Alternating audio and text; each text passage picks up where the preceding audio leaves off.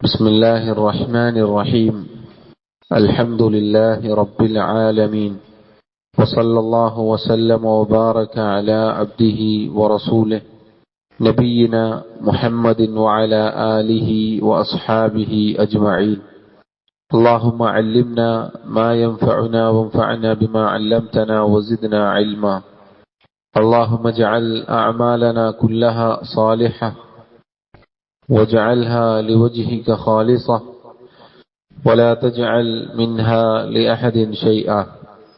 ബഹുമാന്യരായ സഹോദരങ്ങളെ, മഹാനായ ശൈഖുൽ ഇസ്ലാം ഇബ്നു തൈമിയ്യ റഹിമഹുല്ലാ അദ്ദേഹത്തിന്റെ ലാമിയ്യ എന്ന കൊച്ചു കവിത സമാഹാരമാണ് നമ്മൾ ഇൻഷാ അല്ലാഹ് പഠനം ആരംഭിക്കുന്നത്. അൽ മൻലൂമത്തുൽ ലാമിയ്യ, അതല്ലെങ്കിൽ അൽ ഖസീദത്തുൽ ലാമിയ്യ എന്നാണ് ഈ കവിതാ സമാഹാരത്തിന്റെ പേര്. ശൈഖുൽ ഇസ്ലാം ഇബ്നു തൈമിയ്യ റഹിമഹുല്ലാ അദ്ദേഹത്തിലേക്ക് ചേർത്തി പറയപ്പെട്ട അഥവാ അദ്ദേഹത്തിൻ്റെതാണ് എന്ന് പറയപ്പെട്ട കവിതയാണ് ഈ കവിത. ഒരുപാട് ഗുണപാഠങ്ങൾ അടങ്ങിയിട്ടുള്ള ഈ ദീനിന്റെ വളരെ മഹത്തായ അടിസ്ഥാനങ്ങൾ ലളിതമായി വിശദീകരിക്കുന്ന 16 വരികൾ മാത്രമുള്ള ഒരു കവിതാ സമാഹാരമാണിത്. ഒരു മനുഷ്യനെ സംബന്ധിച്ചിടത്തോളം അറിയാനും പഠിക്കാനും മനസ്സിലാക്കാനും ഏറെ എളുപ്പമുള്ള രൂപത്തിൽ വളരെ ചുരുങ്ങിയ ആശയസമ്പുഷ്ടമായ വാക്കുകളിൽ ഒതുക്കിക്കൊണ്ടാണ് അദ്ദേഹം ഈ കവിത രചിച്ചിട്ടുള്ളത്. ലാമിയ എന്ന പേര് വരാനുള്ള കാരണം, ഈ കവിത അവസാനിക്കുമ്പോൾ ആ അവസാനിക്കുന്ന എല്ലാ വരികളും അതിന്റെ അവസാനം നോക്കിയാൽ കാണാം ലാമിലായിരിക്കും അവസാനിക്കുക. അതുകൊണ്ടാണ് ലാമിയ എന്ന് പേര് വരാനുള്ള കാരണം. ഓരോന്നും ഇതുപോലെ വ്യത്യസ്തങ്ങളായ അക്ഷരങ്ങളുടെ അടിസ്ഥാനത്തിൽ വേറെയും ചില പണ്ഡിതന്മാർക്ക് കവിതകളുണ്ട്. ഉദാഹരണത്തിന് മീമിൽ അവസാനിക്കുന്ന കവിതകളുണ്ട്, നൂനിൽ അവസാനിക്കുന്ന കവിതകളുണ്ട്, മീമിയ, നൂനിയ, ഹാഇയ അഥവാ ഹായിൽ അവസാനിക്കുന്നത് കൊണ്ട് ഇങ്ങനെ കവിതകൾക്ക് പേര് നൽകപ്പെടാറുണ്ട് പൊതുവെ. സഹോദരങ്ങളെ, തുടക്കത്തിൽ സൂചിപ്പിച്ചതുപോലെ തന്നെ വളരെ മഹത്തരമായ നമ്മുടെ ദീനിന്റെ അടിസ്ഥാനമാണ് ഈ കവിതകളിലുള്ളത്. മഹാനായ ശൈഖുൽ ഇസ്ലാം ഇബ്നു തൈമിയ്യ റഹിമഹുല്ലാ അദ്ദേഹത്തെ പരിചയപ്പെടുത്തേണ്ടതില്ലാത്ത രൂപത്തിൽ എല്ലാവർക്കും സുപരിചിതമാണ്. ശൈഖുൽ ഇസ്ലാം ഇബ്നു തൈമിയ്യ റഹിമഹുല്ലാ അദ്ദേഹത്തെക്കുറിച്ച് ഏതാനും ചില കാര്യങ്ങൾ നമുക്ക് മനസ്സിലാക്കാം. അഥവാ ഒരു ഗ്രന്ഥം അതല്ലെങ്കിൽ ഒരു കിതാബ് നമ്മൾ വായിക്കുമ്പോൾ പഠിക്കുമ്പോൾ അതെഴുതിയ ആളെക്കുറിച്ച് ചുരുങ്ങിയ രൂപത്തിലെങ്കിലും ഒരു ധാരണ ഉണ്ടായിരിക്കുക എന്നത് നല്ലതാണ്. ശൈഖുൽ ഇസ്ലാം ഇബ്നു തൈമിയ്യ എന്നാണ് ഇദ്ദേഹത്തെക്കുറിച്ച് പൊതുവെ നമ്മൾ കേൾക്കാറ്, പറയാറ്. അദ്ദേഹത്തിന്റെ മുഴുവൻ പേര് അദ്ദേഹത്തെക്കുറിച്ച് പറയപ്പെടാറുള്ളത് തഖിയുദ്ദീൻ അബുൽ അബ്ബാസ് അഹ്മദ് ഇബ്നു അബ്ദുൽ ഹലീം ഇബ്നു അബ്ദുസ്സലാം ഇബ്നു തൈമിയ്യ അൽ ഹറാനി എന്നാണ് അദ്ദേഹത്തെക്കുറിച്ച് അദ്ദേഹത്തിന്റെ പേര് പൊതുവെ പറയപ്പെടാറുള്ളത്. തഖിയുദ്ദീൻ എന്നുള്ളത് അദ്ദേഹത്തിന്റെ വിളിപ്പേരാണ്. അബുൽ അബ്ബാസ് എന്നുള്ളത് അദ്ദേഹത്തിന്റെ കുനിയത്താണ്, അബുൽ അബ്ബാസ്. അഹ്മദ് എന്നാണ് അദ്ദേഹത്തിന്റെ പേര്. അദ്ദേഹത്തിന്റെ പേര് അഹ്മദ് എന്നാണ്. അദ്ദേഹത്തിന്റെ ഉപ്പയുടെ പിതാവിന്റെ പേര് അബ്ദുൽ ഹലീം, അഹ്മദ് ഇബ്നു അബ്ദുൽ ഹലീം എന്നാണ് അദ്ദേഹത്തിന്റെ സാധാരണ പേര്. പറയുമ്പോൾ അദ്ദേഹത്തിന്റെ പേരങ്ങനെയാണ്. അദ്ദേഹത്തിന്റെ വല്യുപ്പ അബ്ദുസ്സലാം. അദ്ദേഹം വലിയ പണ്ഡിതനായിരുന്നു, അറിയപ്പെട്ട മുഹദ്ദിസായിരുന്നു. അദ്ദേഹത്തെക്കുറിച്ചും ഇബ്നു തൈമിയ്യ എന്ന് പറയപ്പെടാറുണ്ട്. മജ്ദുദ്ദീൻ ഇബ്നു തൈമിയ്യ എന്നാണ് അദ്ദേഹത്തെക്കുറിച്ച് പറയപ്പെടാറുള്ളത്. അഥവാ ഷെയ്ഖുൽ ഇസ്ലാം ഇബ്നു തൈമിയ്യയുടെ വല്ലിപ്പ. അതുകൊണ്ട് തന്നെ ചില പണ്ഡിതന്മാർ ഷെയ്ഖുൽ ഇസ്ലാമിനെ കുറിച്ച് ഷെയ്ഖുൽ ഇസ്ലാം ഇബ്നു തൈമിയ്യത്തുൽ ഹഫീദ് എന്ന് പറയാറുണ്ട്. അഥവാ പേരക്കുട്ടിയായ ഇബ്നു തൈമിയ്യ, മറ്റേത് വല്ലിപ്പ. പൊതുവെ ഷെയ്ഖുൽ ഇസ്ലാം ഇബ്നു തൈമിയ്യ എന്നത് പ്രസിദ്ധമായത് നമ്മൾ ഈ കവിതയുടെ രചയിതാവിനെ കുറിച്ചാണ് അങ്ങനെ പറയപ്പെടാറുള്ളത്. ഇബ്നു തൈമിയ്യ എന്ന് പേര് വിളിക്കപ്പെടാനുള്ള കാരണം തൈമിയ്യ എന്നത് അദ്ദേഹത്തിന്റെ വല്യുമ്മ അഥവാ ഒരു സ്ത്രീയാണ്. അവർ നല്ല വായിദത്തായ ആളുകൾക്ക് ഉപദേശമൊക്കെ നൽകുന്ന അറിവുള്ള ഒരു സ്ത്രീയായിരുന്നു, അഥവാ ഷെയ്ഖുൽ ഇസ്ലാമിന്റെ വല്യമ്മ ആയിരുന്നു. തലമുറ കുറച്ചു മേലോട്ട് പോയാൽ അവരുടെ പേരിലാണ് ആലു തൈമിയ അഥവാ തൈമിയയുടെ കുടുംബം എന്ന നിലക്ക് ഈ ബാക്കിയുള്ള ഇവരെ അറിയപ്പെടുന്നത്. അപ്പൊ അവരിലേക്ക് ചേർത്തിയിട്ടാണ് ഇബ്നു തൈമിയ എന്ന് വിളിക്കപ്പെടുന്നത്. ഇബ്നു തൈമിയ എന്ന് വിളിക്കപ്പെടുന്നത്. അൽ ഹറാൻ എന്ന സ്ഥലത്ത് വെച്ചാണ് അദ്ദേഹം ജനിക്കുന്നത്. അൽ ഹറാൻ എന്നാൽ ഷാമിലെ ഒരു പ്രദേശമാണ്. ഷാം എന്നാൽ ഇന്നത്തെ ഫലസ്തീൻ, സിറിയ, ജോർദാൻ അതൊക്കെ അടങ്ങുന്ന പ്രദേശമാണ് ഷാം. അദ്ദേഹം ജനിക്കുന്നത് റബീഉൽ അവ്വൽ 10 ഒരു തിങ്കളാഴ്ച ദിവസം. ഹിജ്റ 661 അദ്ദേഹം ജനിക്കുന്നത്. ഹിജ്റ 661 റബീഉൽ അവ്വൽ 10 തിങ്കളാഴ്ച ദിവസമാണ് അദ്ദേഹം ജനിക്കുന്നത് ഹറാൻ എന്ന പ്രദേശത്ത് വെച്ച്. അതുകൊണ്ടാണ് അൽ ഹറാനി, ഇബ്നു തൈമിയ്യത്ത് അൽ ഹറാനി എന്ന് പറയപ്പെടാറുണ്ട്. ഏതായിരുന്നാലും ഇതാണ് അദ്ദേഹത്തിന്റെ പേരും, ഉപ്പയുടെ പേരും വല്യപ്പയുടെ പേരും അദ്ദേഹത്തിന്റെ വിളിപ്പേരും, അതുപോലെ അദ്ദേഹത്തിന്റെ ജനനവും. അദ്ദേഹം നല്ല ബുദ്ധികൂർമ്മതയുള്ള, മനപ്പാടത്തിന് കഴിവുള്ള, നല്ല ബുദ്ധിയുണ്ടായിരുന്ന, നല്ല ചിന്താശേഷിയുണ്ടായിരുന്ന ആളായിരുന്നു ചെറിയ പ്രായത്തിൽ തന്നെ. കാരണം അദ്ദേഹത്തിന്റെ വീട് എന്നത് അതല്ലെങ്കിൽ അദ്ദേഹത്തിന്റെ കുടുംബം എന്നത് ഇൽമുമായി, വിജ്ഞാനവുമായി ബന്ധപ്പെട്ട് കിടക്കുന്നതാണ്. വല്യപ്പയുടെ കാര്യം പറഞ്ഞല്ലോ. അദ്ദേഹത്തിന്റെ പിതാവിൽ നിന്നും വല്യപ്പയിൽ നിന്നൊക്കെ അദ്ദേഹം ഇൽമ് കരസ്ഥമാക്കി. അങ്ങനെ ഇൽമിൽ നല്ല ആഴത്തിൽ അടിയുറച്ച വ്യക്തിത്വമായിരുന്നു ഷെയ്ഖുൽ ഇസ്ലാം ഇബ്നു തൈമിയ്യ റഹിമഹുല്ലാ. അദ്ദേഹത്തെക്കുറിച്ച് പറയാൻ അദ്ദേഹത്തിന്റെ ശിഷ്യന്മാരെ കുറിച്ച് പറഞ്ഞാൽ മതിയാവുന്നതാണ്. ചില പണ്ഡിതന്മാർ പറഞ്ഞതുപോലെ അദ്ദേഹത്തിന്റെ ഉസ്താദുമാർ എന്നത് വളരെ പ്രസിദ്ധമായ 2 പേരാണ് അതിലുള്ളത്. ഇബ്നു അസാകിർ അദ്ദിമിഷ്ഖി, അതുപോലെ അൽ മർദാവി. ഇങ്ങനെ 2 പേരെ കുറിച്ച് അദ്ദേഹത്തിന്റെ വളരെ പ്രസിദ്ധരായ 2 ഉസ്താദുമാർ എന്ന നിലക്ക് അറിയപ്പെടാറുണ്ട്. അദ്ദേഹത്തിന്റെ വിദ്യാർത്ഥികൾ, അദ്ദേഹത്തിന്റെ ശിഷ്യന്മാർ, അതിൽ ഏറ്റവും പ്രധാനപ്പെട്ടയാൾ ഇബ്നുൽ ഖയ്യിം അൽ ജൗസിയ്യ. ഇബ്നുൽ ഖയ്യിം അൽ ജൗസിയ്യ അദ്ദേഹമാണ് വളരെ പ്രസിദ്ധനായ, അതല്ലെങ്കിൽ അരുമ ശിഷ്യൻ എന്നൊക്കെ പറയാൻ മാത്രമുള്ള ആൾ. അതുപോലെ തന്നെ അൽ ഹാഫിൽ അൽ മിസ്സി. അൽ മിസ്സി അദ്ദേഹം ഹദീസ് പണ്ഡിതന്മാരെ കുറിച്ച്, റാവിമാരെ കുറിച്ച് നല്ല വിജ്ഞാനമുള്ള, അറിവുള്ള മുഹദ്ദിസുകളിൽപ്പെട്ട ആളാണ്. ഔലിയ ഗ്രന്ഥ സമാഹാരം തന്നെ അദ്ദേഹത്തിനുണ്ട്, ഹാഫിൽ അൽ മിസ്സി. അതുപോലെ ഇബ്നു അബ്ദുൽ ഹാദി അൽ മഖ്ദിസി, അദ്ദേഹവും പ്രസിദ്ധനായ പണ്ഡിതനാണ്. അതുപോലെ തന്നെ ശംസുദ്ദീൻ അദ്ദഹബി, ഇമാം ദഹബി എന്ന് നമ്മൾ കേട്ടിട്ടുണ്ടാവും. വലിയ ഒരുപാട് ഗ്രന്ഥങ്ങളുള്ള മഹാനായ ഒരു പണ്ഡിതനാണ് അദ്ദഹബി. അതുപോലെ ഇബ്നു മുഫ്ലിഹ്, അതുപോലെ അൽ ഹാഫിൽ ഇബ്നു കസീർ. ഇബ്നു കസീർ ശാഫിഈ മദ്ഹബിലെ പ്രസിദ്ധനായ പണ്ഡിതനാണ്. അദ്ദേഹത്തിൻ്റെതാണ് തഫ്സീർ. ഇബ്നു കസീറിന്റെ തഫ്സീർ എന്ന് നമ്മൾ പലപ്പോഴും കേൾക്കാറുണ്ട്. ഇങ്ങനെ അദ്ദേഹത്തിന്റെ ശിഷ്യന്മാരെന്നത് വളരെ പ്രസിദ്ധരായ, പ്രഗത്ഭരായ ആളുകളാണ്. ഈ പറയപ്പെട്ട വ്യക്തിത്വങ്ങളെല്ലാം വളരെ പ്രസിദ്ധരാണ്. അവരെക്കുറിച്ച് മനസ്സിലാക്കിയാൽ മതി ഉസ്താദ് ആരാണെന്ന് ബോധ്യപ്പെടും. കാരണം ശിഷ്യന്മാരായ ആളുകളുടെ സേവനം തന്നെ വളരെ മഹത്തരമാണ്.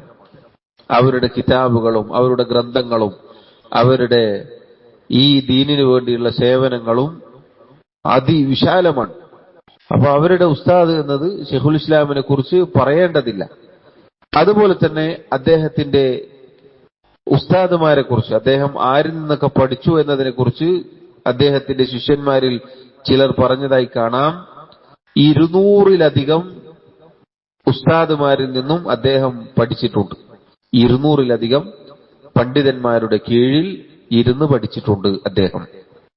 അതുപോലെ അദ്ദേഹത്തിന്റെ ഗ്രന്ഥം, അദ്ദേഹം എഴുതിയ കിതാബുകളെ കുറിച്ച് പറയുകയാണെങ്കിൽ ഇമാം അദ്ദഹബി റഹിമഹുല്ലാ, ഇമാം അദ്ദഹബി അദ്ദേഹം ചരിത്രകാരനാണ്. അദ്ദേഹം ചരിത്രത്തിൽ ധാരാളം സേവനങ്ങളുള്ള, അഥവാ സഹാബത്ത് മുതൽ ഇങ്ങോട്ടുള്ള മുഹദ്ദിസുകളുടെ ചരിത്രം, അവരുടെ പേര് വിവരങ്ങളൊക്കെ ശേഖരിച്ച, ക്രോഡീകരിച്ച വലിയ ഗ്രന്ഥം തന്നെ അദ്ദേഹത്തിനുണ്ട്.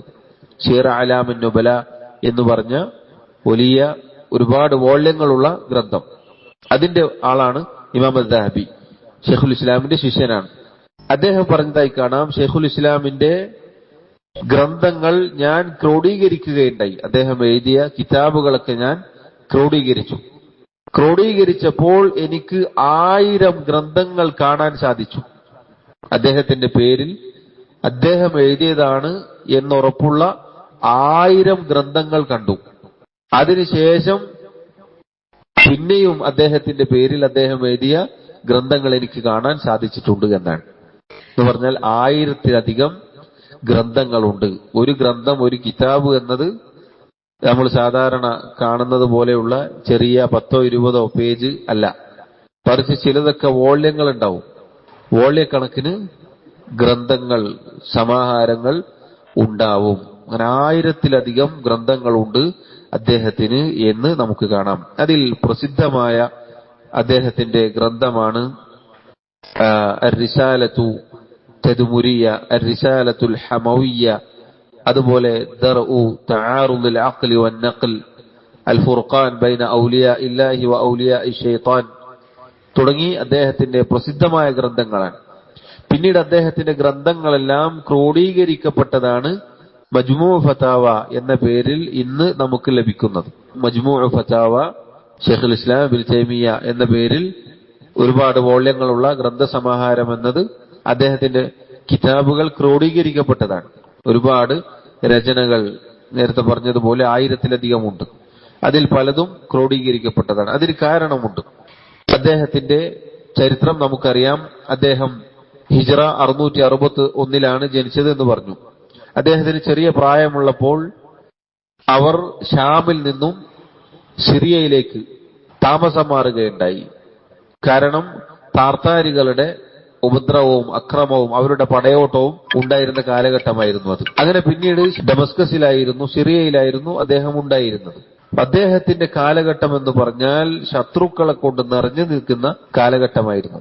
അഥവാ ഇസ്ലാമിന് നാനാഭാഗത്തും ശത്രുക്കളാണ്. ഒരു ഭാഗത്ത് താർത്താരികൾ, അതുപോലെ തന്നെ ഈ ഉമ്മത്തിലേക്ക് ചേർത്തി പറയപ്പെടുന്ന പലരും, സൂഫികൾ, അശാരികൾ, അതുപോലെ അള്ളാഹുവിന്റെ സിഫാത്തിനെ നിഷേധിക്കുന്ന ആളുകൾ, അങ്ങനെ നാനാഭാഗത്തും ഷിർക്കിന്റെ, ഖുറാഫാത്തിന്റെ, അന്ധവിശ്വാസങ്ങളുടെ അങ്ങനെ ഒരു കാലഘട്ടത്തിലാണ് അദ്ദേഹം ജീവിക്കുന്നത്. അതുകൊണ്ട് തന്നെ അദ്ദേഹം ഇൽമിൽ അടിയുറച്ച് നന്നായി ഇൽമ് നേടിയതിനു ശേഷം പിന്നീട് ഈ ദീൻ പ്രബോധന രംഗത്തേക്ക് അദ്ദേഹം സജീവമാവുകയുണ്ടായി.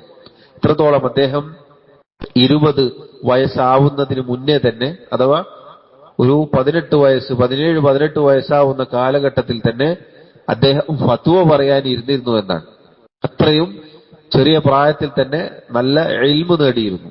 അതുപോലെ തന്നെ എതിരാളികളായ ആളുകൾ വരുമ്പോൾ അവരോട് തെളിവുകൾ വെച്ച് ഖുർആനും സുന്നത്തും സലഫുകളുടെ മാർഗവും പറഞ്ഞ് അവരോട് ആശയ സംവാദം നടത്താനും സംസാരിക്കാനും ഒക്കെ അദ്ദേഹം ഉണ്ടായിരുന്നു. അതുകൊണ്ട് തന്നെ അദ്ദേഹത്തിന് ശത്രുക്കളുടെ എണ്ണത്തിൽ യാതൊരു കുറവും ഉണ്ടായിരുന്നില്ല. പ്രത്യേകിച്ച് ആ കാലഘട്ടത്തിലുള്ള ഭരണാധികാരികൾ ഈ എതിരാളികളായ സൂഫികളും അതുപോലെയുള്ള ആളുകളും സംസാരിക്കും, തെളിവുകൾ പറയുമ്പോൾ, ഉത്തരം മുട്ടുമ്പോൾ അദ്ദേഹത്തെ ജയിലിലടക്കാൻ പറയുകയും അങ്ങനെ അദ്ദേഹം പലതവണ ജയിലിൽ അകപ്പെടുകയും ചെയ്തിട്ടുണ്ട്. അങ്ങനെ പിന്നീട് അദ്ദേഹത്തിന്റെ ഗ്രന്ഥങ്ങൾ എഴുതാൻ പാടില്ല, പ്രസിദ്ധീകരിക്കാൻ, പുറത്തുവിടാൻ പാടില്ല എന്ന വിലക്കുകൾ ഉണ്ടായി എന്ന് കാണാം. ഷെയ്ഖുൽ ഇസ്ലാമിന്റെ പേരില്ലാതെയാണ് പല ഗ്രന്ഥങ്ങളും പിന്നീട് പുറത്തിറങ്ങിയിരുന്നത്. ശിഷ്യന്മാർ അതല്ലെങ്കിൽ അങ്ങനെയുള്ള ആളുകൾ അദ്ദേഹത്തിന്റെ പേര് പറയാതെ പുറത്തുവിടും.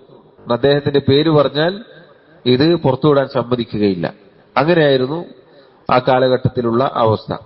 അതുകൊണ്ട് തന്നെ അദ്ദേഹത്തിന്റെ പല ഗ്രന്ഥങ്ങളും ഇതുപോലെ ചിതറിക്കിടക്കുകയായിരുന്നു. അതിൽ പലതും ക്രോഡീകരിക്കപ്പെട്ടു, പലതും അദ്ദേഹത്തിന്റെ പേരിൽ കിട്ടാത്തതും ഉണ്ടായേക്കാം. വല്ലാഹു അഅലം. ധാരാളം ഗ്രന്ഥങ്ങൾ അദ്ദേഹത്തിന് ഉണ്ടായിരുന്നു എന്ന് ചുരുക്കം. അദ്ദേഹത്തിന്റെ ശിഷ്യന്മാർ തന്നെ അദ്ദേഹത്തെ കുറിച്ച് പുകഴ്ത്തി പറഞ്ഞതായി നമുക്ക് കാണാം. അള്ളാഹുവിന്റെ ദുനിയാവിൽ ആകാശത്തിന്റെ കീഴിൽ ഏറ്റവും നല്ല അതല്ലെങ്കിൽ നല്ല മനുഷ്യൻ ആരാണ് എന്നൊക്കെ ചോദിച്ചാൽ അദ്ദേഹത്തെ പോലെയുള്ള ആളെ കണ്ടിട്ടില്ല എന്നൊക്കെ പറഞ്ഞതായി കാണാം.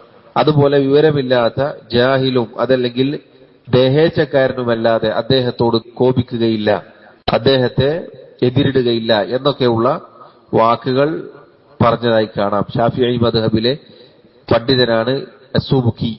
അദ്ദേഹം പറഞ്ഞതായി കാണാം, ഇബ്നു തൈമിയ്യയോട് ഒന്നല്ലെങ്കിൽ ജാഹിൽ അതല്ലെങ്കിൽ സാഹിബു ഹവ, ദേഹേച്ഛക്കാരൻ, തന്നിഷ്ടക്കാരൻ, അവരല്ലാതെ കോപിക്കുകയില്ല, അദ്ദേഹത്തോട് അനിഷ്ടം കാണിക്കുകയില്ല. കാരണം ജാഹിൽ വിവരമില്ലാത്തോണ്ടാണ്. എന്നാൽ മറ്റേയാൾ അറിയാം, തെറ്റിദ്ധരിപ്പിക്കാൻ വേണ്ടിയാണ് അദ്ദേഹത്തോട് കോപിക്കുന്നത്, എതിരിട്ട് നിൽക്കുന്നത് എന്ന രൂപത്തിലുള്ള വാക്കുകളൊക്കെ പണ്ഡിതന്മാർ പറഞ്ഞതായി കാണാം. അദ്ദേഹം സ്വഭാവം കൊണ്ടും മര്യാദകൾ കൊണ്ടും ഒക്കെ അറിയപ്പെട്ട വ്യക്തിയായിരുന്നു. ആളുകളെ സഹായിക്കാനും അതുപോലെ തന്നെ ഉപദ്രവിച്ച ആളുകൾക്ക് വിട്ടുവീഴ്ച ചെയ്തു കൊടുക്കാനും ഒക്കെ അദ്ദേഹം വളരെ മുൻപന്തിയിലുണ്ടായിരുന്നു എന്ന് അദ്ദേഹത്തിന്റെ ചരിത്രത്തിൽ കാണാം. അദ്ദേഹത്തെ ഉപദ്രവിച്ച ആളുകളെ വെറുതെ വിട്ട ചരിത്രം നമുക്ക് കാണാം. അദ്ദേഹം അവരെ തിരിച്ചു ഉപദ്രവിക്കാൻ അതല്ലെങ്കിൽ പ്രതികാരം ചെയ്യാൻ കയ്യിൽ കിട്ടിയിട്ടും വെറുതെ വിട്ട ചരിത്ര സംഭവങ്ങൾ നമുക്ക് കാണാൻ സാധിക്കും. എല്ലാ അർത്ഥത്തിലും പ്രത്യേകിച്ച് വളരെ മനോഹരമായ ചരിത്രങ്ങൾ അദ്ദേഹത്തിന്റെ ചരിത്രത്തിൽ പണ്ഡിതന്മാർ രേഖപ്പെടുത്തി വെച്ചതായി കാണാൻ സാധിക്കും. ഈ കാലഘട്ടത്തിൽ അതല്ലെങ്കിൽ സ്വഹാബികൾക്ക് ശേഷം, നബിമാർക്ക് ശേഷം, ഉത്തമ തലമുറക്ക് ശേഷം ഒരു മഹാപണ്ഡിതൻ, ഇതുപോലെയുള്ള ഒരു പണ്ഡിതൻ, അദ്ദേഹത്തിന്റെ ചരിത്രം നമ്മൾ കേൾക്കുക, അതുപോലെ അദ്ദേഹത്തിന്റെ ഗ്രന്ഥങ്ങൾ പരിചയപ്പെടുക, പഠിക്കുക എന്നത് വളരെ നല്ല കാര്യമാണ്. പ്രത്യേകിച്ച് ഇദ്ദേഹം ഷെയ്ഖുൽ ഇസ്ലാം ഇബ്നു തൈമിയ്യ റഹിമഹുല്ലാഹ് അദ്ദേഹത്തിന്റെ അഖീദ, അദ്ദേഹത്തിന്റെ ഗ്രന്ഥം എന്നത് വളരെ പ്രത്യേകതയുള്ള ഗ്രന്ഥങ്ങളാണ്. എന്ന് പറഞ്ഞാൽ തെളിവ് പിൻപറ്റിക്കൊണ്ട് അതല്ലെങ്കിൽ അത്രയും ശ്രദ്ധിച്ചും സൂക്ഷിച്ചും അള്ളാഹുവിന്റെ ദീനിന്റെ അടിസ്ഥാനങ്ങളോട് യാതൊരു വിട്ടുവീഴ്ചയുമില്ലാതെ എതിരാളികളോട് തെളിവുകൾ കൊണ്ട് പോരാടിയ വ്യക്തിത്വമാണ് അദ്ദേഹം എന്നെല്ലാം നമുക്ക് കാണാൻ സാധിക്കും. പണ്ഡിതന്മാർ പുകഴ്ത്തി പറഞ്ഞതായി കാണാം. അദ്ദേഹം ഹിജ്റ 728 ഒരു ദുൽഖഅദ 20 വഫാത്താകുന്നത്. അദ്ദേഹം ദിമിഷ്കിലെ അഥവാ ഡമസ്കസിലെ ഖൽഅ എന്ന് പറയുന്ന ഒരു സ്ഥലത്ത്, ഒരു ജയിലിൽ വെച്ചായിരുന്നു അദ്ദേഹം മരണപ്പെട്ടത്. അദ്ദേഹം പലതവണ ജയിലിൽ അടക്കപ്പെട്ടു, നമുക്ക് ചരിത്രത്തിൽ കാണാം, നേരത്തെ പറഞ്ഞല്ലോ. അവസാനം അദ്ദേഹം ജയിലിലകപ്പെട്ടു. അദ്ദേഹത്തോട് ഗ്രന്ഥങ്ങൾ എഴുതാനോ അതല്ലെങ്കിൽ അതുപോലെയുള്ള കാര്യങ്ങൾ ചെയ്യാനോ പാടില്ല എന്ന വിലക്കുണ്ടായി. അദ്ദേഹത്തിന് എഴുതാനുള്ള മഷിയും അതുപോലെയുള്ള കാര്യങ്ങളൊക്കെ തടയപ്പെട്ടു. പിന്നീട് അദ്ദേഹം ഖുർആൻ പാരായണത്തിലേക്ക് മാറി നിന്നു. ദിക്റുകളും അതുപോലെ ഖുർആൻ പാരായണവുമായി മാത്രം ഒതുങ്ങിക്കൂടുകയുണ്ടായി എന്ന് കാണാം. അവസാനം അദ്ദേഹം സൂറത്തുൽ ഖമറിലെ ആയത്ത് പാരായണം ചെയ്യുകയും അങ്ങനെ മരണപ്പെടുകയും ചെയ്തു എന്ന് നമുക്ക് കാണാം. ഇന്നൽ മുത്തഖീന ഫീ ജന്നാത്തിൻ വനഹർ ഫീ മഖഅദി സിദ്ഖിൻ ഇൻദ മലീകിൻ മുഖ്തദിർ. തീർച്ചയായും തഖ്വ പാലിച്ച ആളുകൾ രാജാതിരാജനായ അല്ലാഹു സുബ്ഹാനഹു വ തആലയുടെ അടുത്താണ്, അഥവാ അള്ളാഹുവിനോട് അടുത്ത് അവന്റെ സ്വർഗീയ ഭവനത്തിലാണ് എന്ന അർത്ഥത്തിൽ. ഇന്നൽ മുത്തഖീന ഫീ ജന്നാത്തിൻ വനഹർ ഫീ മഖഅദി സിദ്ഖിൻ ഇൻദ മലീകിൻ മുഖ്തദിർ. അല്ലാഹു സുബ്ഹാനഹു വ തആലയുടെ അടുക്കൽ സ്വർഗ്ഗപൂന്തോപ്പിൽ സ്വർഗ്ഗത്തോട്ടത്തിൽ ആണ് തഖ്വ പാലിച്ച ആളുകൾ എന്ന ആയത്ത് പാരായണം ചെയ്തുകൊണ്ട് അങ്ങനെ അദ്ദേഹം മരണപ്പെട്ടു എന്ന് കാണാൻ സാധിക്കും. ഇതാണ് സഹോദരങ്ങളെ അദ്ദേഹത്തെക്കുറിച്ച് ചുരുക്കി പറയാനുള്ളത്. വിശാലമായ ചരിത്രമാണ്. അദ്ദേഹത്തെക്കുറിച്ച് ധാരാളം പ്രശംസകളും പുകഴ്ത്തലുകളും അദ്ദേഹത്തിന്റെ ചരിത്രവും അദ്ദേഹത്തിന്റെ സ്വഭാവവുമായി ബന്ധപ്പെട്ട കാര്യങ്ങളും ഒക്കെ നമുക്ക് കാണാൻ സാധിക്കും. ഏതായാലും അദ്ദേഹത്തെക്കുറിച്ച് ചെറിയ രൂപത്തിൽ പരിചയപ്പെടുക എന്നത് മാത്രമാണ് ഈ സന്ദർഭത്തിൽ ഉദ്ദേശിച്ചത്. അദ്ദേഹം ഈ കവിതയിൽ തുടങ്ങുന്നത് യാ സായിലി അൻ മദ്ഹബി വ അഖീദതി റുസിഖൽ ഹുദാ മൻ ലിൽ ഹിദായതി യസ്അലു. അദ്ദേഹത്തിന്റെ ചില ഗ്രന്ഥങ്ങൾ നമുക്ക് കാണാം. അദ്ദേഹത്തോട് ആളുകൾ ചോദിച്ച ചോദ്യങ്ങൾക്കുള്ള മറുപടിയായിരിക്കും. ഉദാഹരണത്തിന് റിസാലത്തുൽ ഹമവിയ്യ, ഫതാവ അൽ ഹമവിയ്യ, അതല്ലെങ്കിൽ റിസാലത്തു തദ്മുരിയ, അങ്ങനെയുള്ള ചില കിതാബുകൾ ഉണ്ട് അദ്ദേഹത്തിന്. നേരത്തെ വായിച്ചിരുന്നു. ആ കിതാബുകൾ അദ്ദേഹത്തോട് ചില ആളുകൾ ചോദിച്ച ചോദ്യങ്ങൾക്കുള്ള മറുപടിയായിരുന്നു. ആളുകൾ ചോദിക്കുമ്പോൾ അതിന് മറുപടി കൊടുക്കും. അദ്ദേഹത്തിന്റെ പ്രത്യേകതയിൽപ്പെട്ടതാണ് അദ്ദേഹത്തിന് എഴുതാൻ നല്ല കഴിവുണ്ടായിരുന്നു. അദ്ദേഹം അതിവേഗം എഴുതുമായിരുന്നു എന്ന് കാണാം. ചെറിയ സമയം കൊണ്ട് അദ്ദേഹം എഴുതും. അദ്ദേഹത്തിന്റെ അഖീദത്തുൽ വാസിത്തിയ്യ ആയത്തുകളും അതുപോലെ ഹദീസുകളും മാത്രമുള്ള ഗ്രന്ഥമാണ്. അത് 2 നിസ്കാരങ്ങൾക്കിടയിലുള്ള സമയത്താണ് അദ്ദേഹം എഴുതി തീർത്തത് എന്ന് കാണാം. എന്നാൽ അത് വിശദീകരിക്കുകയാണെങ്കിൽ ഒരുപാട് ദിവസങ്ങൾ വേണം. പക്ഷെ അദ്ദേഹം എഴുതിയത് വളരെ ചുരുങ്ങിയ സമയം കൊണ്ടാണ്. അദ്ദേഹത്തിന് എഴുതാൻ നല്ല കഴിവുണ്ടായിരുന്നു എന്ന് അദ്ദേഹത്തിന്റെ ചരിത്രത്തിൽ കാണാൻ സാധിക്കും. അപ്പൊ അദ്ദേഹത്തോട് ചോദിക്കുന്ന ചോദ്യങ്ങൾ, ആ ചോദ്യങ്ങൾക്കുള്ള മറുപടിയായിരിക്കും പലപ്പോഴും അദ്ദേഹത്തിന്റെ രചനകൾ, എഴുത്തുകൾ. ഇതും അതുപോലെ അദ്ദേഹത്തോട് ചോദിച്ച ആൾക്കുള്ള മറുപടിയാണ്. ബിസ്മില്ലാഹിർ റഹ്മാനിർ റഹീം. യാ സായിലി അൻ മദ്ഹബി വ അഖീദതി റുസിഖൽ ഹുദാ മൻ ലിൽ ഹിദായതി യസ്അലു. യാ സായിലി, യാ സായിലി എന്ന് പറഞ്ഞാൽ എന്നോട് ചോദിച്ചവനെ, അഥവാ ചോദ്യകർത്താവിനെ അഭിസംബോധന ചെയ്യുകയാണ്. ആരാണോ ചോദിച്ചത് ആ ചോദിച്ചയാൾ എന്താണ് ചോദിച്ചത്? അൻ മദ്ഹബി വ അഖീദതി, എന്റെ മദ്ഹബിനെ കുറിച്ചും എന്റെ അഖീദയെ കുറിച്ചും ചോദിച്ചവനെ. അദ്ദേഹത്തിന്റെ മദ്ഹബ് എന്താണ്, അദ്ദേഹത്തിന്റെ അഖീദ എന്താണ് എന്ന് ചോദിച്ചപ്പോൾ അതിന് അദ്ദേഹം കൊടുത്ത മറുപടിയാണിത്. അദ്ദേഹം ചോദ്യകർത്താവിനെ അഥവാ ചോദിച്ചയാളെ അഭിസംബോധന ചെയ്തുകൊണ്ട് പറയുകയാണ്, എന്നോട് ചോദിച്ചവനെ. എന്താണ് എന്നോട് ചോദിച്ചത്? മദ്ഹബും അഖീദയും. ചോദ്യം എന്നത് സഹോദരങ്ങളെ 2 രൂപത്തിലുണ്ട്. നമുക്കറിയാം. ഒന്ന്, പഠിക്കാൻ വേണ്ടി ചോദിക്കുക, അറിയാൻ വേണ്ടി ചോദിക്കുക, ഉപകാരമെടുക്കാൻ, കാര്യങ്ങൾ മനസ്സിലാക്കാൻ വേണ്ടി ചോദിക്കുക എന്നത്. രണ്ടാമത്തേത്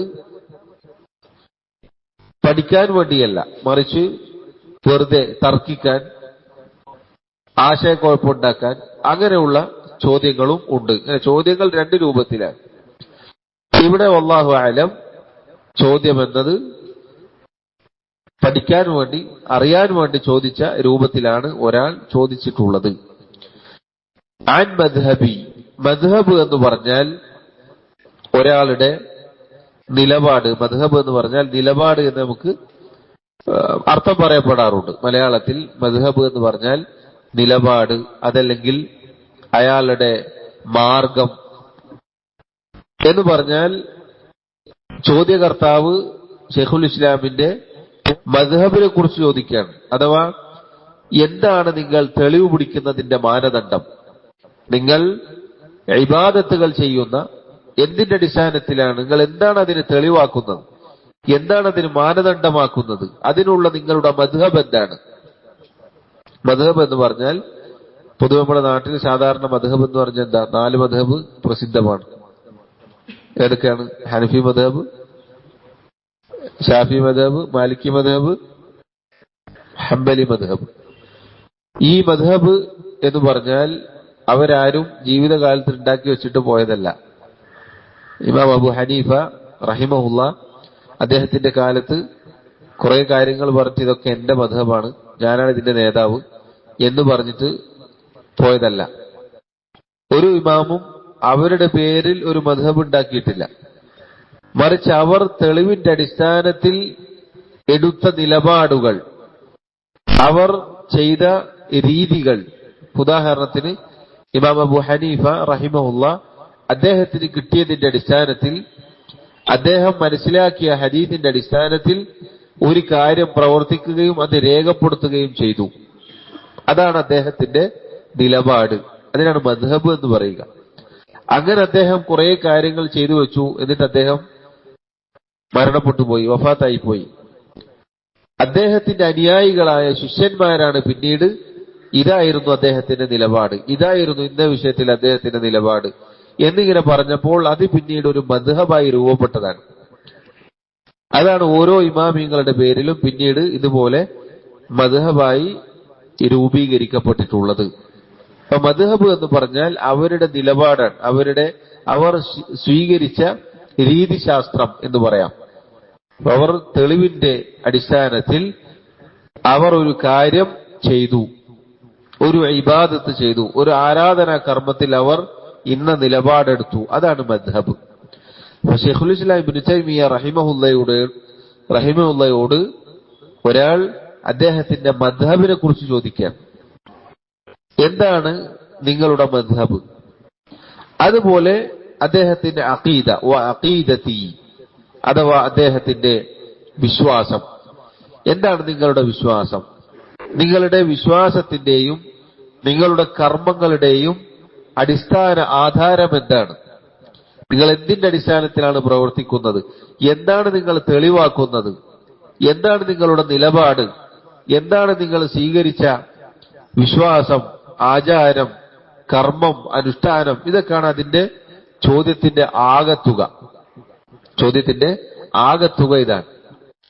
അദ്ദേഹത്തോട് അദ്ദേഹത്തിന്റെ മദ്ഹബും അഖീദയും ചോദിക്കപ്പെട്ടു. അഖീദ എന്ന് പറഞ്ഞാൽ നമുക്കറിയാം, പൊതുവെ ഒരാളുടെ വിശ്വാസമാണ്. അതായത് ഒരാളുടെ ഹൃദയത്തിൽ ബന്ധപ്പെട്ട് കിടക്കുന്ന കാര്യത്തിനാണ് അഖീദ എന്ന് പറയുക. മനസ്സിൽ ഒരാൾ വിശ്വാസമായി കൊണ്ടു നടക്കുന്നതിനാണ് അയാളുടെ അഖീദ എന്ന് പറയുക. അഖീദ രണ്ട് രൂപത്തിലാണ്. ഒന്ന് മുകളിൽ നിന്ന്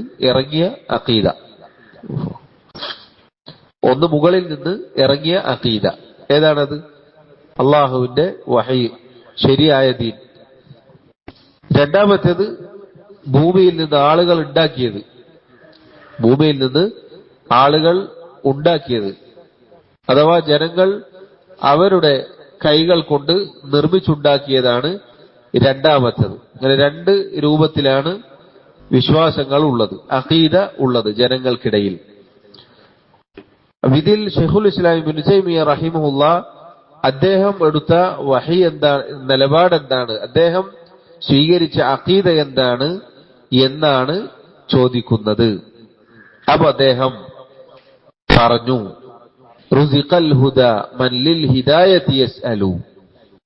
ആ ചോദിച്ച ചോദ്യകർത്താവിന് വേണ്ടി ആദ്യം പ്രാർത്ഥിക്കുകയാണ് ചെയ്തിട്ടുള്ളത്. റുസിഖൽ ഹുദാ, നേരെ അർത്ഥം പറഞ്ഞാൽ ഹുദ സന്മാർഗം നൽകപ്പെടും.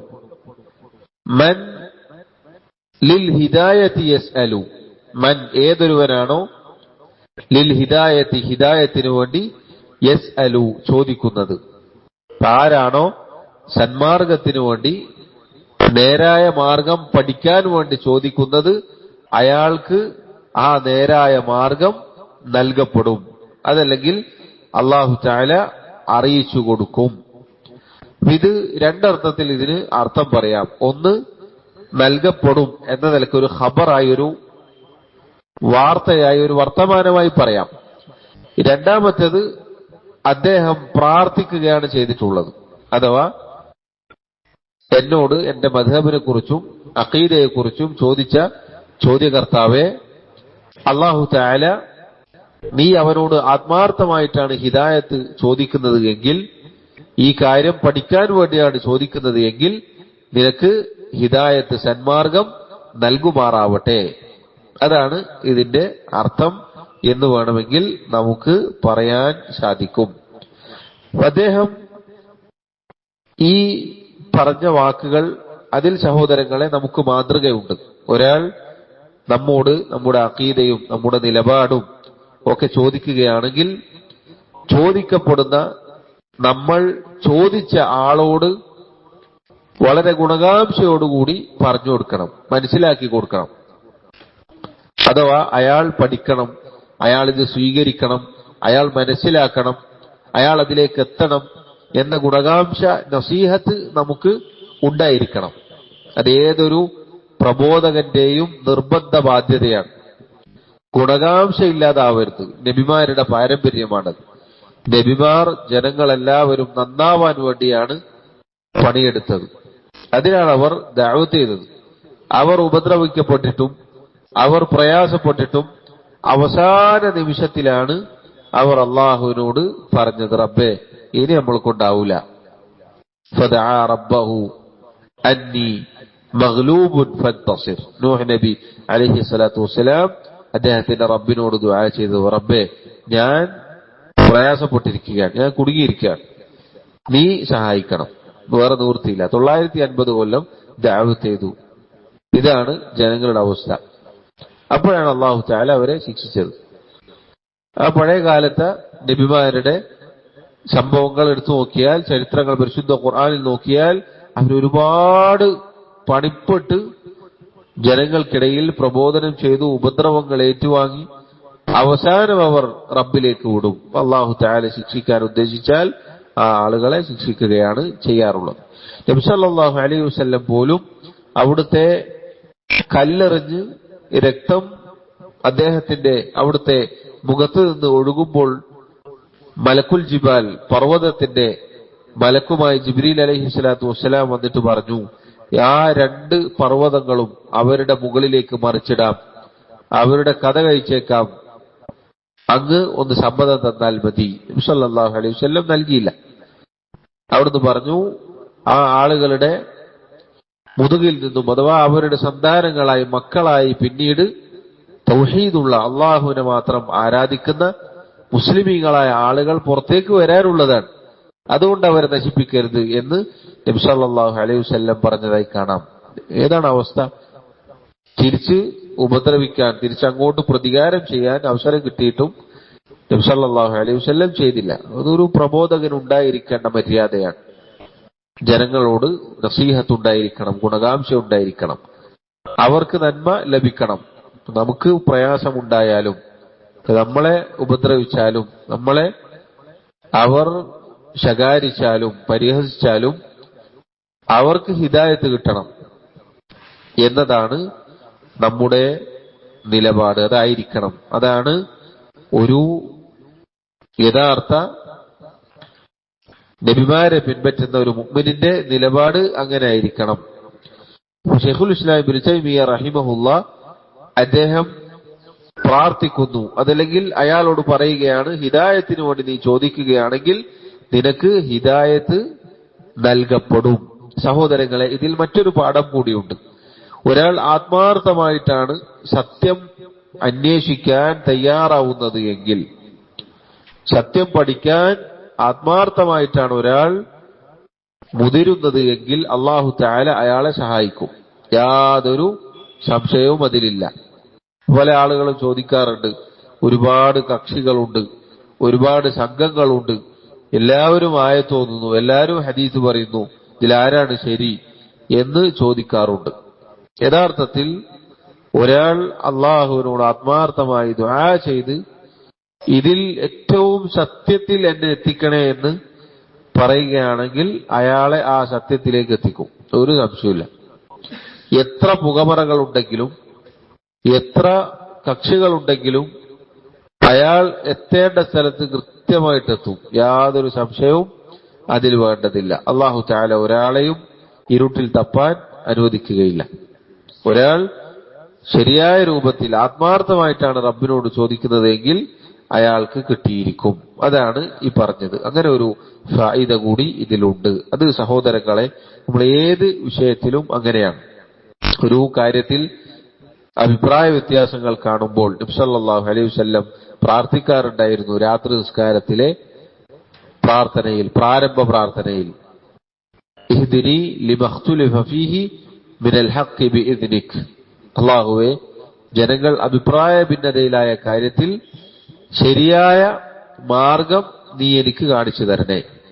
അവിടുന്ന് രാത്രി നിസ്കാരത്തിൽ ദുആ ചെയ്യാറുണ്ടായിരുന്നു എന്നാണ്. അത് സഹോദരങ്ങളെ ഏത് വിഷയം, ഒരു വിഷയം ഉണ്ടാവുമ്പോൾ, ഒരു അഭിപ്രായ വ്യത്യാസങ്ങൾ ഉണ്ടാവുമ്പോൾ, ഒരു പ്രശ്നം ഉണ്ടാകുമ്പോൾ അല്ലാഹു തആല അതിൽ ശരിയായ മധ്യമ നിലപാടിൽ നിൽക്കാനുള്ള തൗഫീഖ് നമുക്ക് നൽകും. ഒരിക്കലും അങ്ങോട്ടുമില്ല ഇങ്ങോട്ടുമില്ലാത്തൊരവസ്ഥ ഉണ്ടാവുകയില്ല.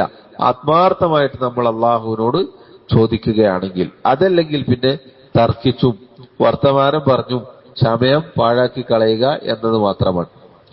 മറിച്ച് ഹക്ക് അന്വേഷിച്ചോ അള്ളാഹു സുബ്ഹാനഹു വ തആല അതിലേക്ക് എത്തിക്കും.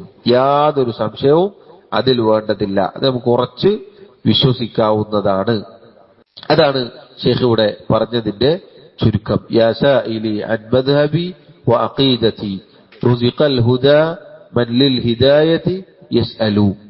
എന്റെ മദ്ഹബിനെ കുറിച്ചും അഖീദയെ കുറിച്ചും ചോദിക്കുന്നവനെ ഹിദായത്തിനു വേണ്ടി നീ ചോദിക്കുകയാണെങ്കിൽ നിനക്ക് ഹിദായത്ത് നൽകപ്പെടും.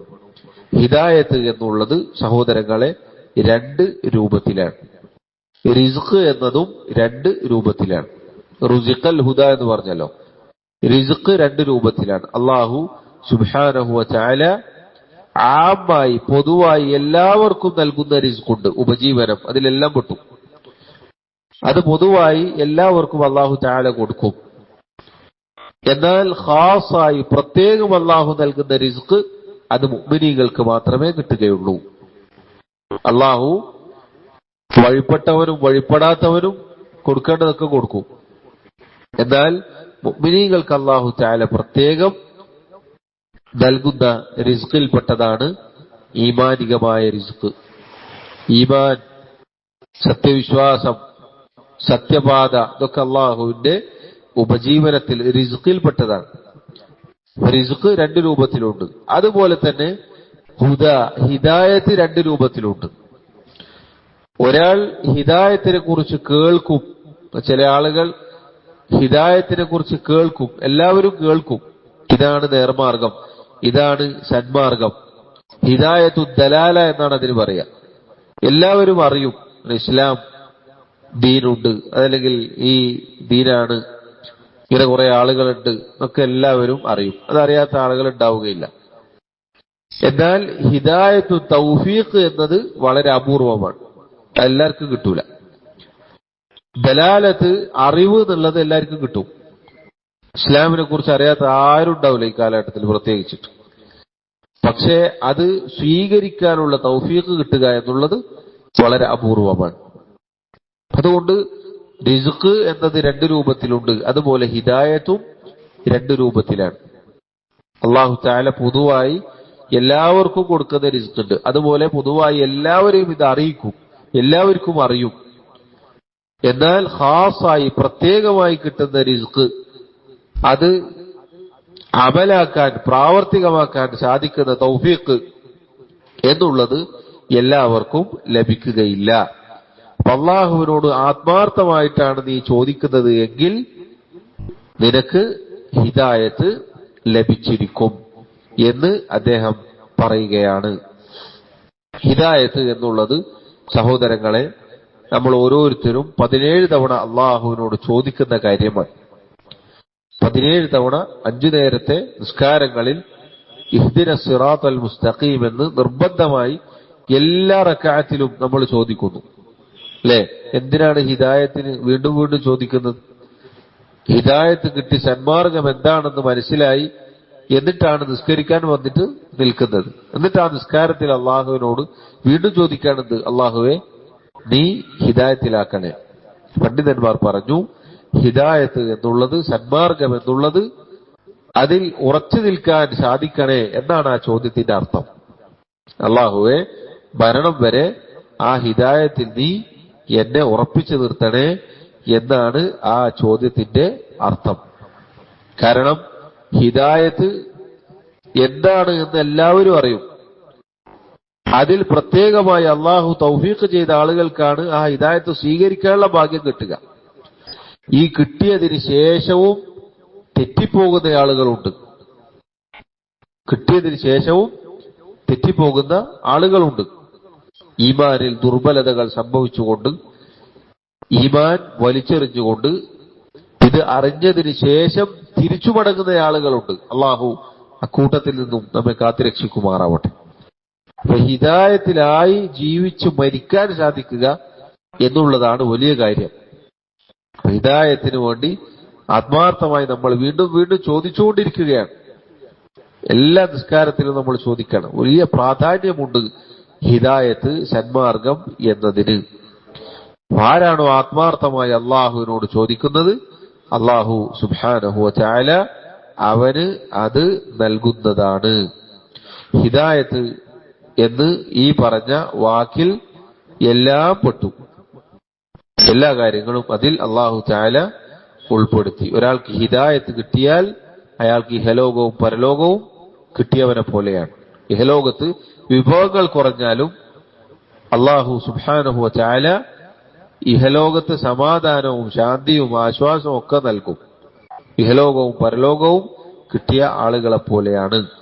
സഹോദരങ്ങളെ, ഇവിടെ ശൈഖുൽ ഇസ്ലാം റുസിഖൽ ഹുദാ മല്ലിൽ ഹിദായത്തി യസ്അലു എന്ന് പറഞ്ഞില്ലേ, അത് പ്രാർത്ഥനയുടെ രൂപത്തിലാണ് എന്ന് പറഞ്ഞു. നേരത്തെ പറഞ്ഞു അത് ഒരു പ്രബോധകന് ഉണ്ടായിരിക്കേണ്ട മര്യാദയിൽപ്പെട്ടതാണ്. ഇതാണ് പണ്ഡിതന്മാരുടെ, പ്രത്യേകിച്ച് ഷെയ്ഖ് മുഹമ്മദ് ഇബ്നു അബ്ദുൽ വഹാബ് റഹിമഹുല്ലാ, അദ്ദേഹവും ഷെയ്ഖുൽ ഇസ്ലാമിന്റെ ശേഷം ഒരുപാട് കാലങ്ങൾക്ക് ശേഷം വന്ന പണ്ഡിതനാണ്.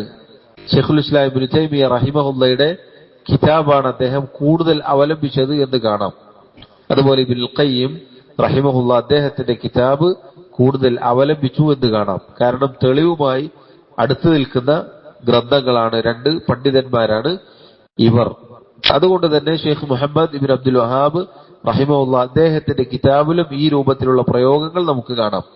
ഈ ഇലം അദ്ദേഹത്തിന്റെ പല കിതാബുകളും തുടങ്ങുന്ന എങ്ങനെയാണ്? ഈ ഇലം, നീ അറിയുക, റഹിമക്കല്ലാഹ്, അള്ളാഹു നിനക്ക് കാരുണ്യം ചൊരിയട്ടെ. അതല്ലെങ്കിൽ അർഷദക്കല്ലാഹു ലിതഅതിഹി, അള്ളാഹു തആല അവനെ അനുസരിക്കാൻ നിനക്ക് മാർഗദർശനം നൽകട്ടെ എന്നുള്ള രൂപത്തിലൊക്കെ പറയുന്നതായി നമുക്ക് കാണാം. ചുരുക്കി പറഞ്ഞാൽ അദ്ദേഹത്തോട് ചോദിച്ച വ്യക്തിയോട് വളരെ മാന്യമായി നല്ല രൂപത്തിൽ പ്രതികരിക്കുകയാണ്. ഇത് സഹോദരങ്ങളെ, നേരത്തെ പറഞ്ഞതുപോലെ നമുക്ക് നിർബന്ധമായി ഉണ്ടായിരിക്കേണ്ട കാര്യമാണ്. പല ആളുകളും തൗഹീദിലേക്ക് വരാനുള്ള ഒരു കാരണം എന്താണെന്നറിയോ നിങ്ങൾ? ഈ ഷിർക്കിലും അന്ധവിശ്വാസത്തിലും ബിദ്അത്തിലും ഒക്കെ ഉള്ള ആളുകൾ തൗഹീദിനെ കുറിച്ച്, സുന്നത്തിനെ കുറിച്ച് കേട്ടാൽ അവരുടെ ഉസ്താദുമാരോട് പോയിട്ട് ചോദിക്കും. ആദ്യത്തെ ചോദ്യത്തിൽ തന്നെ എന്ത് ചെയ്യും? നീ വഹാബിയായോ, നിങ്ങളെ കേൾക്കാൻ പറഞ്ഞത് എന്ന് ചോദിച്ച് അകറ്റും. അതുകൊണ്ട് തന്നെ അത് അയാൾക്ക് ഖൈറാണ്, ഈ പോകുന്ന വ്യക്തിക്ക് ഖൈറാണ്. കാരണം എന്താ? അതോടുകൂടി അയാൾ ശരിയായ മാർഗദർശനം പഠിക്കാൻ തയ്യാറായി വരും. ഇനി ഇയാൾ പറയാൻ നോക്കിയാൽ തന്നെ എന്തെങ്കിലും കിട്ടുമോ? തെളിവൊട്ട് ഉണ്ടാവുകയും ഇല്ല.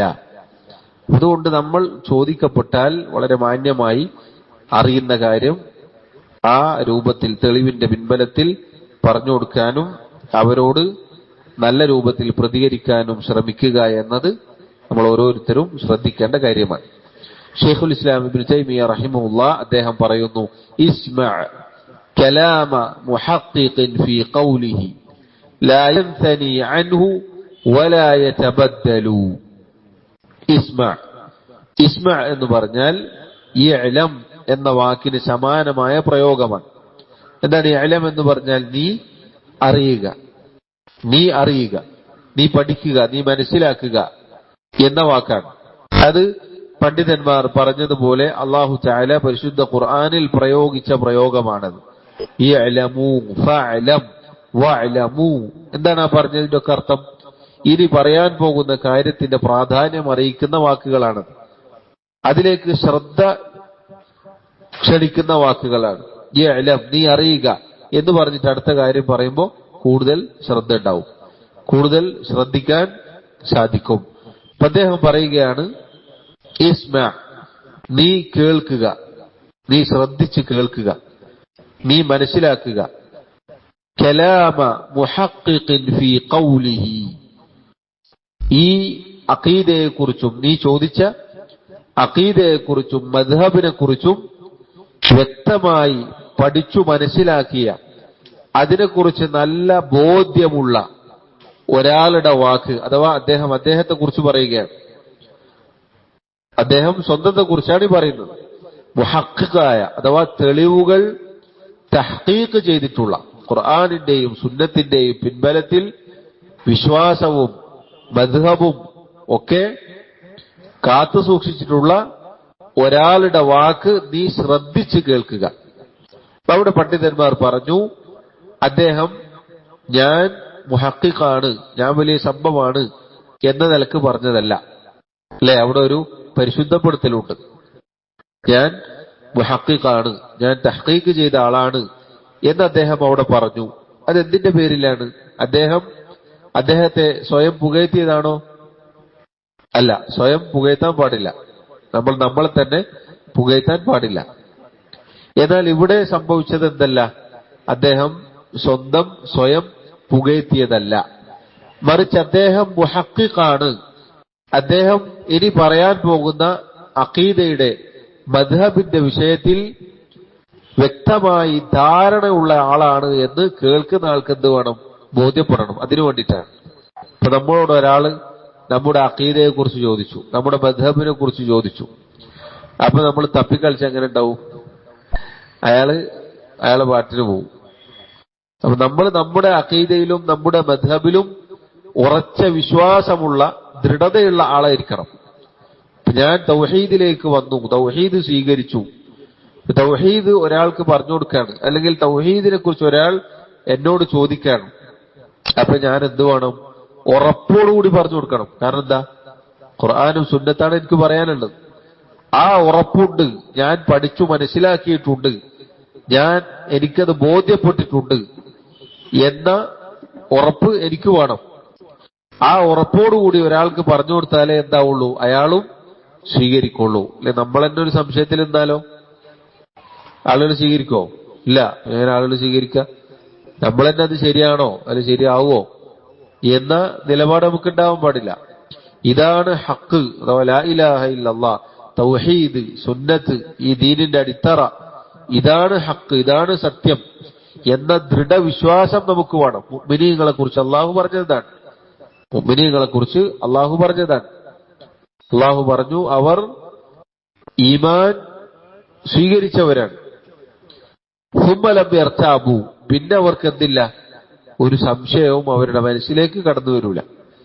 അള്ളാഹു മാത്രമാണ് ആരാധനക്കർഹൻ. അള്ളാഹു അല്ലാത്ത ഒരാളെയും വിളിച്ചു പ്രാർത്ഥിക്കാൻ പാടില്ല. ഔലിയാക്കന്മാരെ വിളിച്ചു പ്രാർത്ഥിക്കാൻ പാടില്ല. അമ്പിയാക്കളെ വിളിച്ചു പ്രാർത്ഥിക്കാൻ പാടില്ല. ജാറങ്ങൾ, ഖബറുകൾ, മഖബറകൾ അവിടെ പോയി ചോദിക്കാൻ പാടില്ല. ഇതെന്താണ്? ഇത് ഉറച്ച വിശ്വാസമാണ്. എവിടെയെങ്കിലും തെളിവുണ്ടാവുമോ?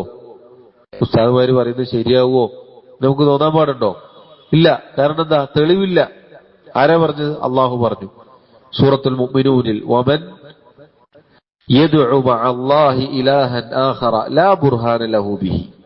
അള്ളാഹുവിന് പുറമെ അള്ളാഹു അല്ലാത്തവരെ ആരാണോ വിളിച്ചു പ്രാർത്ഥിക്കുന്നത് അവന് യാതൊരു തെളിവുമില്ല, അവന് യാതൊരു തെളിവും ഇല്ല തന്നെ എന്ന് അള്ളാഹു തആല അറിയിച്ചിട്ടുണ്ട്. അപ്പൊ ആ അള്ളാഹുവിന്റെ വാക്കിൽ, തെളിവിൽ, ഖുർആനിൽ, സുന്നത്തിൽ നമുക്ക് ദൃഢവിശ്വാസം ഉണ്ടായിരിക്കണം. എന്നിട്ട് നമ്മൾ പറഞ്ഞു കൊടുക്കുമ്പോഴാണ് കേൾക്കുന്ന ആൾക്ക് അതിൽ ഉറപ്പുണ്ടാവുക. ഇത് സഹോദരങ്ങളെ യൂസുഫ് അലൈഹിസ്സലാത്തു വസ്സലാമിന്റെ ചരിത്രത്തിൽ നമുക്ക് കാണാം. അദ്ദേഹത്തെ രാജാവ് വിളിപ്പിക്കുകയും അദ്ദേഹത്തിന് അവിടുത്തെ കാര്യങ്ങൾ ഏൽപ്പിക്കുകയും ചെയ്തപ്പോൾ അദ്ദേഹം പറഞ്ഞു, ഇന്നി ഹഫീദുൻ അലീം, തീർച്ചയായും ഞാൻ ഹഫീദാണ്, അലീമാണ്. ഞാൻ വിശ്വസ്തനാണ്, ഞങ്ങളെ ചതിക്കൂല, പറ്റിക്കൂല, ഞാൻ ഉത്തരവാദിത്തമില്ലാതെ പെരുമാറുകയില്ല. അലീം, എനിക്കതിനെക്കുറിച്ച് വ്യക്തമായ ധാരണയുണ്ട്. നിങ്ങൾ എന്ത് വേണം? ഈ ഖജനാവിന്റെ പാറാവുകാരനായി, കാവൽക്കാരനായി, സൂക്ഷിപ്പുകാരനായി എന്നെ നിശ്ചയിക്കണം. ഞാൻ ഹഫീദാണ്, അലീമാണ്, ഞാൻ വിശ്വസ്തനാണ്, എന്നെ നിങ്ങൾക്ക് വിശ്വസിക്കാം. അതുപോലെ എനിക്കതിനെക്കുറിച്ച് വ്യക്തമായ ധാരണയുണ്ട്, എനിക്കറിയാം, ഞാൻ അറിവുള്ള ആളാണ് എന്നും അദ്ദേഹം പറഞ്ഞു. അതെന്താണ്? സ്വയം അദ്ദേഹത്തെ പുകഴ്ത്തിയതാണോ? അല്ല, മറിച്ച് ആ സ്ഥലത്ത് അദ്ദേഹം അത് പറയൽ നിർബന്ധമാണ്, അദ്ദേഹം അത് പറയണം. ഇത് സഹോദരങ്ങളെ ആവശ്യമുള്ള സന്ദർഭത്തിൽ നമുക്ക് പറയാവുന്നതാണ്. എനിക്കറിയാം, എനിക്ക് അതിനെക്കുറിച്ച് വിവരമുണ്ട്, ഞാൻ അതിനെക്കുറിച്ച് ബോധ്യമുള്ള ആളാണ് എന്ന് നമുക്ക് പറയാം. ചില സന്ദർഭത്തിൽ പറയേണ്ടി വന്നാൽ നമ്മൾ അങ്ങനെ പറയണം. അതാണ് ഷെയ്ഖ് ഇവിടെ പറഞ്ഞത്. ഇസ്മ കലാമ മുഹഖ്ഖിഖിൻ ഫീ ഖൗലിഹി. വ്യക്തമായി ഈ അഖീദയും മദ്ഹബും പഠിച്ചു മനസ്സിലാക്കിയ മുഹഖ്ഖിഖായ ആളുടെ വാക്ക്, സംസാരം നീ കേൾക്കുക. ലാ യൻസനി അൻഹു വലാ യതബദ്ദലു. ലാ യൻസനി അൻഹു വലാ യതബദ്ദലു. ലാ യൻസനി അൻഹു വലാ യതബദ്ദലു. അദ്ദേഹം പറയുകയാണ്, അദ്ദേഹം മുഹഖ്ഖിഖാണെന്ന് പറഞ്ഞല്ലോ, കാര്യം വ്യക്തമായി ധാരണ ഉള്ള ആളാണ് എന്ന് പറഞ്ഞു. അതുകൊണ്ട് അദ്ദേഹത്തിൽ നിന്ന് കേൾക്കാനും പറഞ്ഞു.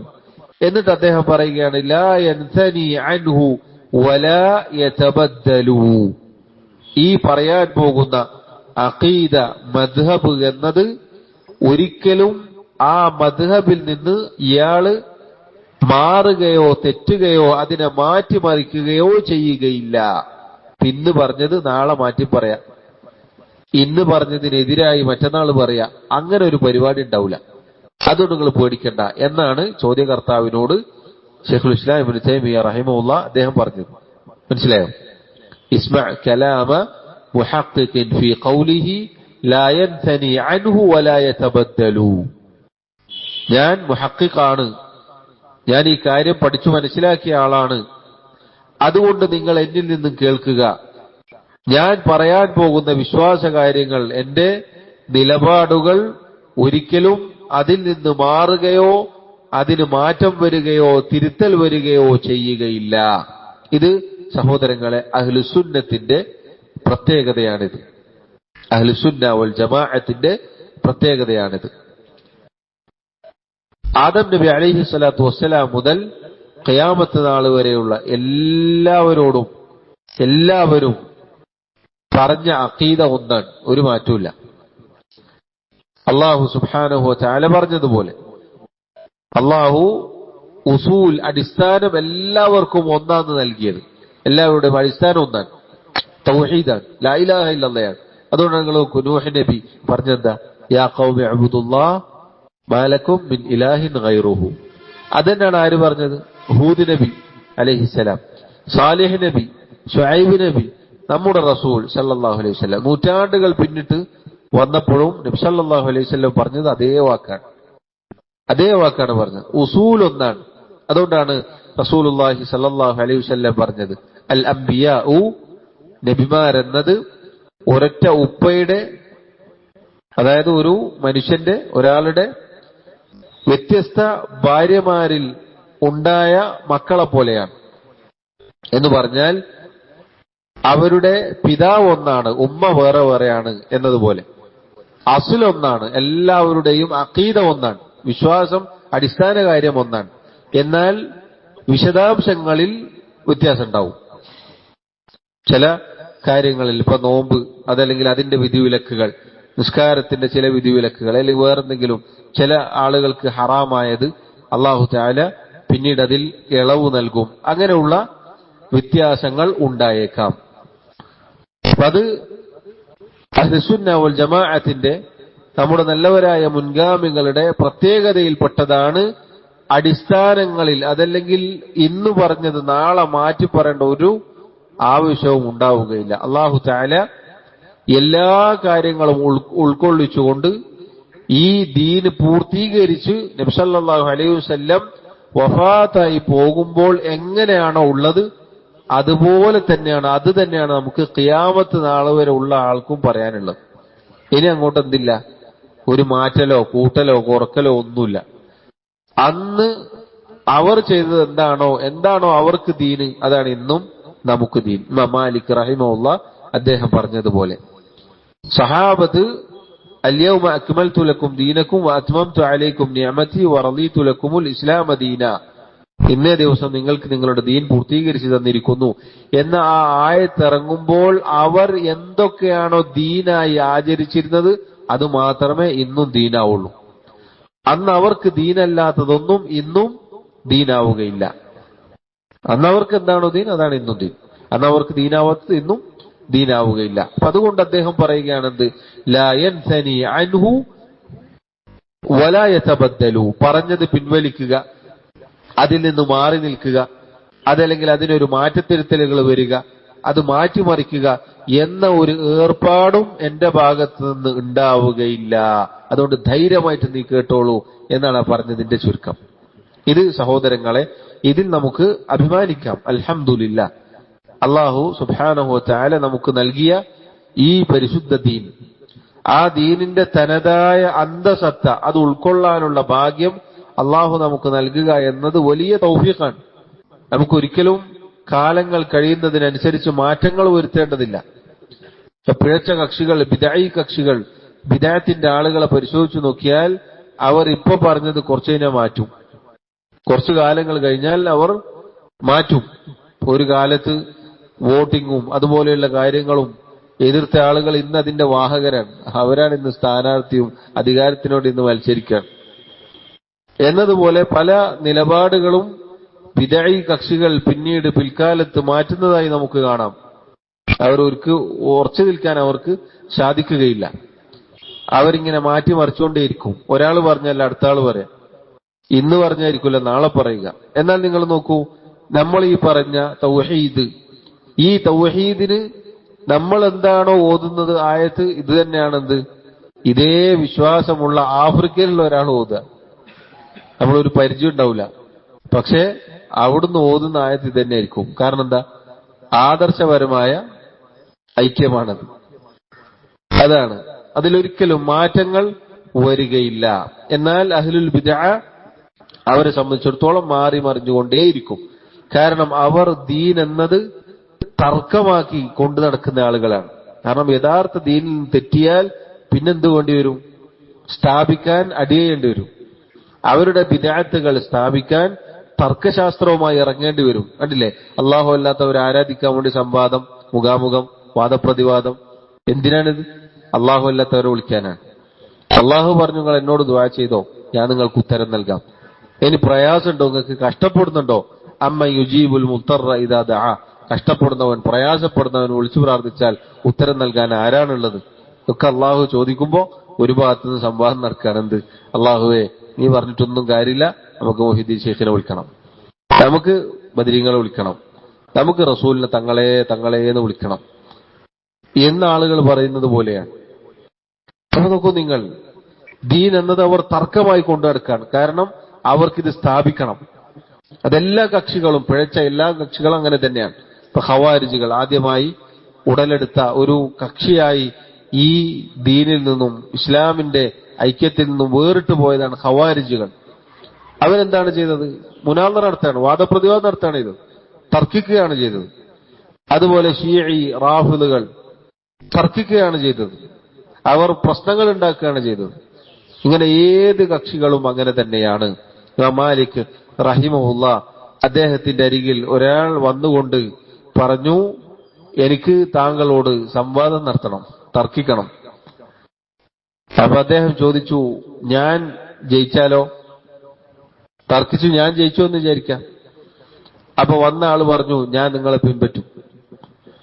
അപ്പൊ അദ്ദേഹം തിരിച്ചു ചോദിച്ചു, ഇനി നീയാണ് ജയിക്കുന്നെങ്കിലോ? അപ്പൊ നിങ്ങൾ എന്നെ പിൻപറ്റണം. അപ്പൊ അദ്ദേഹം ചോദിച്ചു വീണ്ടും, മൂന്നാമതൊരാൾ വന്നിട്ട് അയാളാണ് നമ്മളെ രണ്ടാളെയും പരാജയപ്പെടുത്തി ജയിക്കുന്നെങ്കിലോ? ഇയാൾ പറഞ്ഞു അയാളെ പിൻപറ്റണം. ഇമാം മാലിക് റഹിമഹുല്ലാഹ് അദ്ദേഹം പറഞ്ഞു, മനുഷ്യ, ദീൻ എന്ന് പറഞ്ഞാൽ സംസാരിച്ച് ജയിക്കുന്ന ആളെ പിന്നാലെ പോകാനുള്ളതല്ല, ജയിക്കുന്ന ആളെ കൂടെ പോകാനുള്ളതല്ല ദീന്. ദീൻ എന്ന് പറഞ്ഞാൽ എന്താ?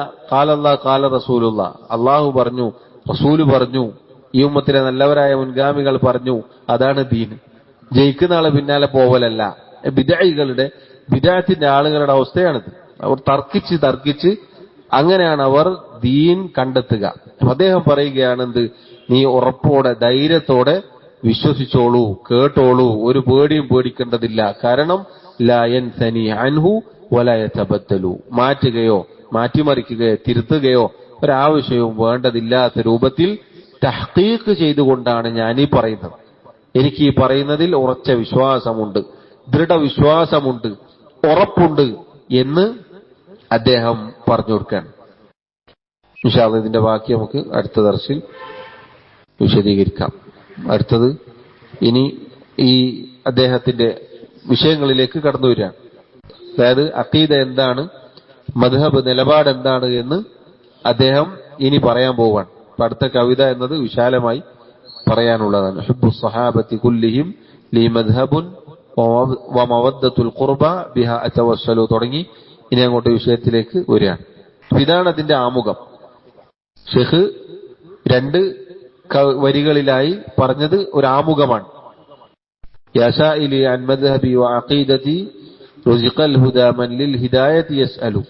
എന്റെ അഖീദയെക്കുറിച്ചും മദ്ഹബിനെ കുറിച്ചും ചോദിക്കുന്നവനെ ഹിദായത്തിന് കൊണ്ട് ചോദിക്കുകയാണെങ്കിൽ അല്ലാഹു തആല അത് നിനക്ക് നൽകും, അതല്ലെങ്കിൽ നിനക്ക് ഹിദായത്ത് നൽകപ്പെടും. ഇസ്മഅ കലാമ മുഹഖ്ഖിഖിൻ ഫീ ഖൗലിഹി. ഈ അഖീദയും മദ്ഹബും വ്യക്തമായി പഠിച്ചു മനസ്സിലാക്കി ബോധ്യപ്പെട്ട ഒരാളിൽ നിന്ന് അഥവാ എന്നിൽ നിന്ന് നീ ഇത് കേട്ടുകൊള്ളുക. ലാ യൻസനി അൻഹു വലാ യതബദ്ദലു. നീ ഒരു പേടിയും പേടിക്കേണ്ടതില്ല. ഇത് മാറ്റുകയോ തിരുത്തുകയോ മാറ്റിപ്പറയുകയോ ഒന്നും ചെയ്യുകയില്ല. ഉറച്ച വിശ്വാസമാണ്, ഉറച്ച നിലപാടാണ് എന്ന് അദ്ദേഹം ആമുഖമായി പറയുകയാണ്. അല്ലാഹു സുബ്ഹാനഹു വ തആല കാര്യങ്ങൾ കൃത്യമായി പഠിക്കാനും മനസ്സിലാക്കാനും നമുക്ക് ഓരോരുത്തർക്കും തൗഫീഖ് നൽകി അനുഗ്രഹിക്കുമാറാവട്ടെ. അല്ലാഹു റബ്ബുൽ ആലമീൻ നമ്മുടെ തെറ്റുകുറ്റങ്ങൾ, കുറവുകൾ, ന്യൂനതകൾ വിട്ടുപുറത്ത് മാപ്പാക്കി നൽകുമാറാവട്ടെ. നമ്മിലെ രോഗികൾക്ക്, പ്രയാസം അനുഭവിക്കുന്ന ആളുകൾക്ക് അല്ലാഹു ആശ്വാസവും തുറവിയും ശിഫാവും നൽകുമാറാവട്ടെ. നമ്മിലെ ഈമാനോടുകൂടി മരണപ്പെട്ടവർക്ക് അല്ലാഹു മഗ്ഫിറത്ത് നൽകുമാറാവട്ടെ. വല്ലാഹു തആല അഅല വഅഅലം. വസല്ലല്ലാഹു വസല്ലമ വബാറക അലാ നബിയിനാ മുഹമ്മദ് വഅലാ ആലിഹി വഅസ്ഹാബിഹി അജ്മഈൻ. സുബ്ഹാനക അല്ലാഹുമ്മ വബിഹംദിക അഷ്ഹദു അൻ ലാ ഇലാഹ ഇല്ലാ അൻത അസ്തഗ്ഫിറുക വഅതൂബു ഇലൈക്. വസ്സലാമു അലൈക്കും വറഹ്മത്തുള്ളാഹി വബറകാതുഹു.